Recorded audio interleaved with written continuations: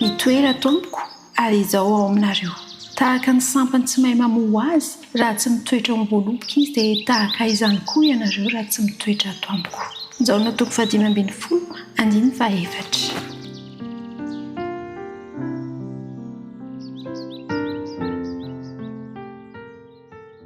Mitoetra ao amin'ny Kristy. Tena ilaina izany hoe mitoetra ao amin'ny Kristy izany satria izany no antom-pisiantsika tsiraray avy. Ny fitoerana ao amin'ny Kristy dia tsy fifandraisana vetivety na fahatsapana mandalo fotsiny ihany hoe ao zany, fa fiainana mitohy sy firaisana lalina amin'ny isan'andro isan'andro. Izany no fitoerana ao amin'ny Kristy. Araka ny voalaza amin'ny filazantsarany Jaona izay noenoantsika teo, dia tsy mahay mamoho azy ny sampana. Izany hoe isika raha tsy miray amin'ny voaloboka, raha tsy miray amin'ny Kristy, toy izany koa isika eo amin'ny fiainantsika raha tsy mitoetra ao amin'i Jesosy izao sy anao, dia zava-poana, tsy mahay manao na inona na inona, ary tsy atsapa fiadanana mihitsy amin'izao fiainana izao.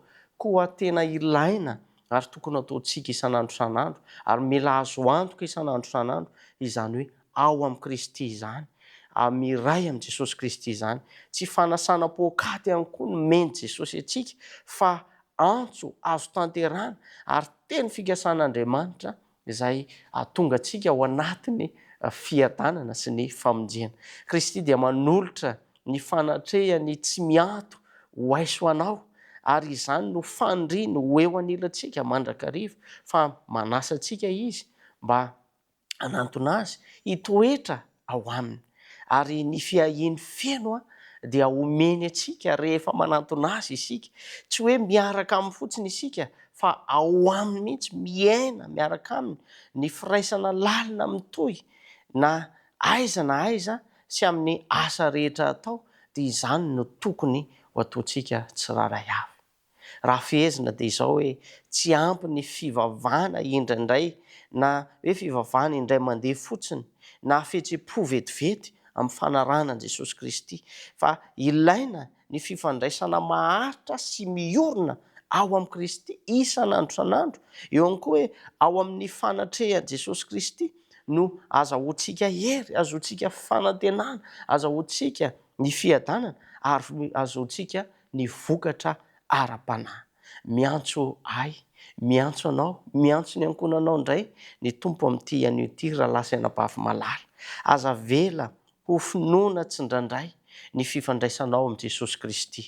Androany izy miantso anao hoe tomoera amiko, manapa-hevitra hitoetra ao amin'ny Kristy amin'ny fotoana rehetra, amin'ny fiainanao rehetra sy amin'ny toerana rehetra izay misy ianao.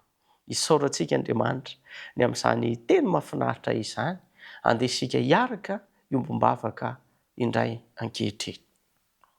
Raha io, misaotra noho ny fitiavanao anay, misaotra no nanomezanao anay teny fampanantenana indray amin'ity maraina vaovao ity.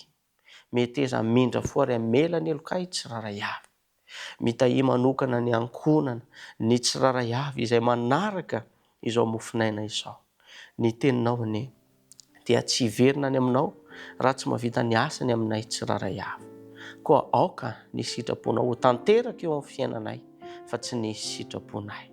Dia mitahi ny tontolo andro izay diavinay, ary ho tsapanay fa manan'Andriamanitra lehibe izahay, ary toetra tanteraka ao aminao tokoa ny fiainanay sy ny fandrinay ary safidinay. Dia amin'ny anaranao Jesosy Kristy no hanona sy angatana ny vavaka. Amen.